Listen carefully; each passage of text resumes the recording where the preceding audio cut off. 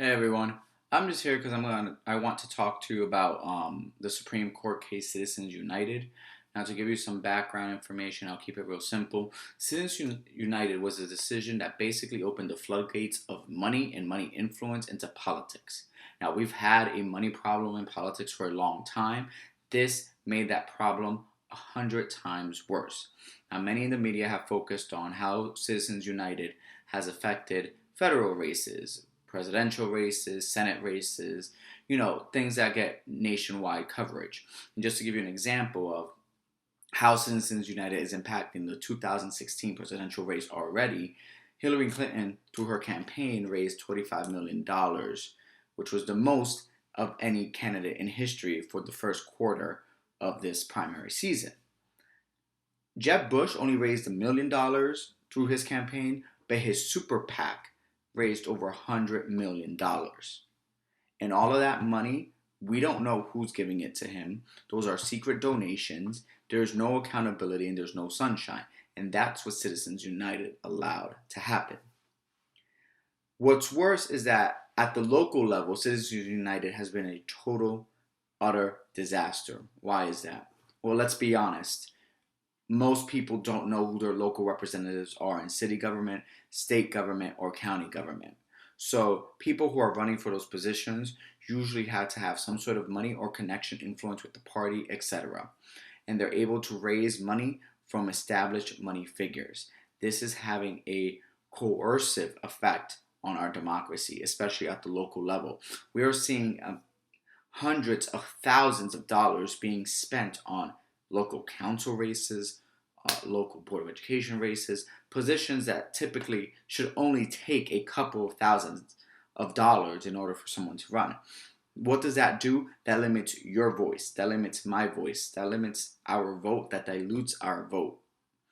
And this is happening currently, and it's a great problem. And what do we do about it?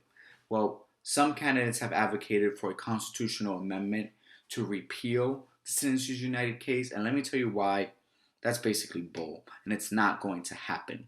In order to get a constitutional amendment, you need to get a vast majority of the states to agree, and many of those states will have to be Republican states. They are not going to agree because they disproportionately benefit from said decision.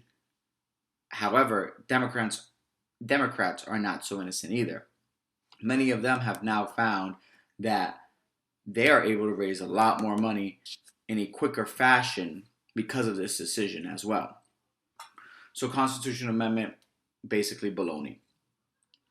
What we can do is demand transparency, demand accounting. Who's giving the money? Why are they giving the money? Also, what we also can do is elect a president that is determined to appoint Supreme Court justices that value people above corporations and above money. It should be one person, one vote. And unfortunately, our democracy today, anyone that has money or is able to raise vast amounts of money can basically run for any position. I mean, you just have to look at Donald Trump. Never has run for any elected office before. He's currently running for president. Number one in the Republican primary polls. Money has a coercive effect on our democracy. And we need people, the middle class, the lower classes, the poor, to have a voice. And guess what?